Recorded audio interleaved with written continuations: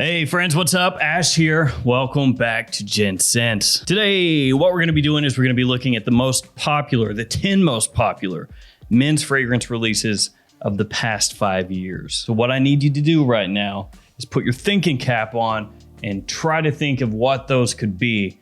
That way you can see if they actually are what you thought they would be. So let's think, what are some of the biggest releases of the last 5 years? Well, I've got the 10 most popular right here. Let's jump into it. Let's see what they are.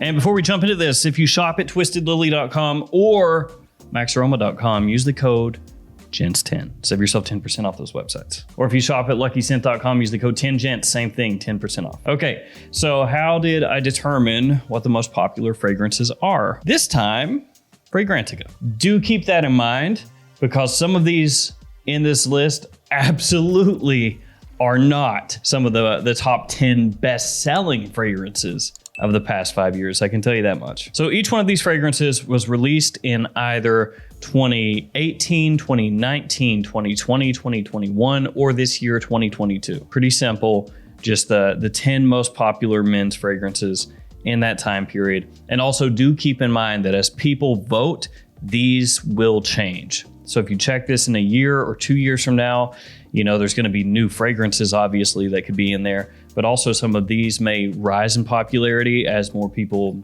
I guess, take to liking them, or they could drop in popularity as well. But as of right now, this is where it stands. Number 10, Dolce & Gabbana Light Blue Forever. And this one is one that I absolutely adore. I love this fragrance, so I don't mind a bit that this is in the top 10. The grapefruit opening here is amazing. It's very natural, very realistic smelling.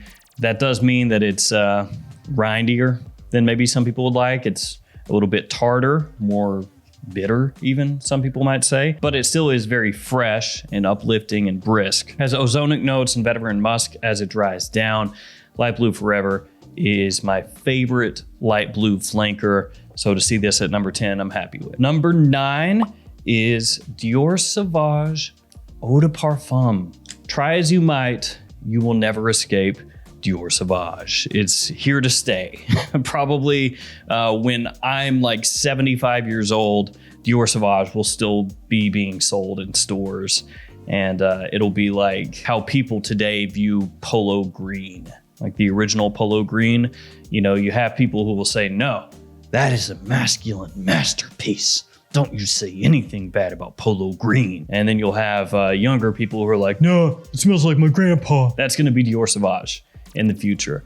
You know, you're gonna have people that grew up with it wearing it who are gonna go, oh, Dior Sauvage, masterpiece. One of the best masculine fragrances ever. But for now, Sauvage is the fragrance du jour for the majority of guys out there. It seems like, you know, everybody has it, and it seems like 1 out of every 3 guys is wearing it. It's not a big surprise to see Sauvage Eau de Parfum in this list. Maybe some people would think it was a little higher, but I mean, 9 is not a bad place to be out of all the hundreds and hundreds of fragrances released over the past 5 years, or realistically thousands. That's taking into account all fragrances, not just designers, obviously. This one, it has the bergamot, ambrox, and pepper, like from the original Eau de Toilette, but has this nice vanilla note that kind of smooths everything out a little bit, makes it a little more versatile. Number 8, Acqua di Gio Profondo from Giorgio Armani. Acqua di Gio Profondo, obviously, I'm a big fan of. It's my favorite right now in the Acqua di Gio line, just like Light Blue Forever is my favorite in the Light Blue line. Sea notes, citrus notes, mineral notes. It has rosemary and cypress as well. It is a modern take of the original Acqua di Gio. It's not quite as heavy on the white florals as the original Acqua di Gio. Instead, this is heavier on the minerality and some green notes along the edges of the fragrance, but I think Profondo is just amazing. Number 7 is Wanted by Night from Azzaro. And this also is kind of a surprise. Wanted by Night, I'm a big fan of. For the price, this stuff is just top notch because oftentimes you can find this around $30. I've seen it for less. Of course, I've also seen it for more, but in that price range, this is about as good as you're ever gonna get. Cinnamon, fruits, vanilla, incense, tobacco.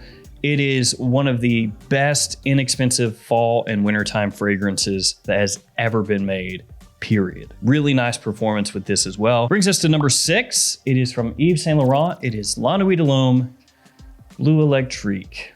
Cardamom, lavender, ginger, and cedar, some of the notes in this fragrance. And it's kind of a bummer because this fragrance in the United States, good luck finding it. You can sometimes locate it on eBay for a crazy jacked up price. And on rare occasion, I've seen Fragrance Buy get it in, fragrancebuy.ca. But then when they do get the fragrance in stock, it sells out same day. So it's really hard to get your hand on this. And that's a huge bummer because in my opinion, Bleu Electrique is the best La Nuit de l'Homme flanker probably since Frozen Cologne. And not a surprise, this actually reminds some people of Frozen Cologne in that it is basically La Nuit de l'Homme turned into a much fresher, more versatile fragrance. So yeah, number 6, Bleu Electrique. Number 5, Moschino Toy Boy. Yeah, the biggest surprise here by far. Now, this one makes the top 10, well, the top 5, because it's a little bit of a critical darling type of fragrance. It does things differently. It's definitely, standing out from the crowd, the designer crowd, and that got it noticed. But as far as actually selling, compared to pretty much, well, definitely everything else in this list. Yeah, not close. Rose, pink pepper, pear, magnolia, and cashmeran. Some of the notes in this fragrance. It is very floral. It's quite fresh, fresher than you would expect from the dark black bottle here. Even though it's marketed toward men, I think most people would consider this more of a unisex fragrance. And a lot of guys that are into more traditionally masculine fragrances would say that this is unisex leaning feminine. But people who were looking for something very different, something that breaks the mold, they love this. And it got talked about a lot, still does get talked about on Fragrantica. And so top 5. Number 4 is Mont Blanc Explorer.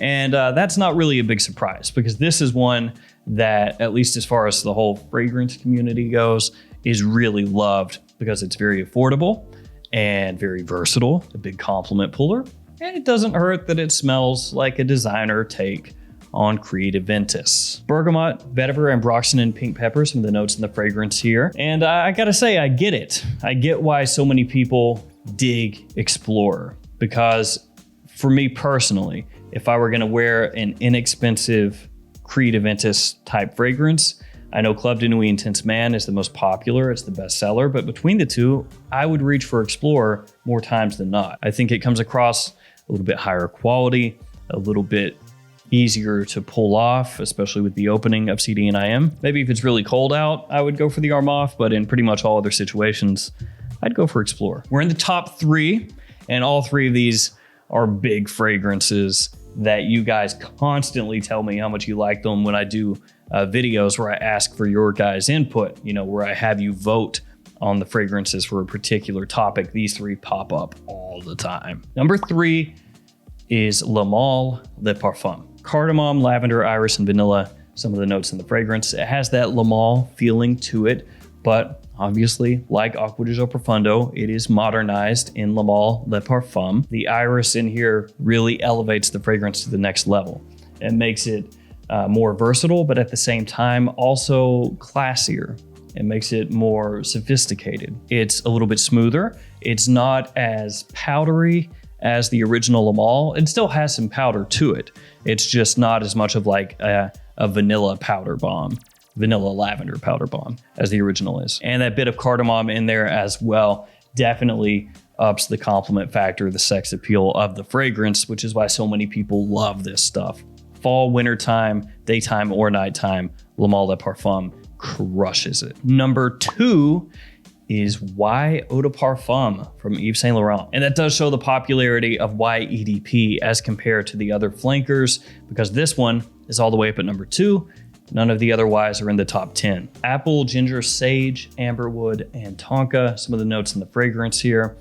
This one is just like the pinnacle of designer mass appeal and versatility. It's right up there with Bleu de Chanel and Dior Sauvage. It's the type of fragrance that if you had only one scent in your entire collection, you could have something like this and wear it in any situation all year. In summer, yeah, I wouldn't go as heavy with the trigger because this is sweet, and if you spray too much, it could be a little bit cloying. But outside that, Fly Eau de Parfum will kill it in any situation. And that's going to bring us to the number one most popular release of the past 5 years, according to Fragrantica. Let's take a minute. Let's think about it. What could it be? What could it be? Is it that?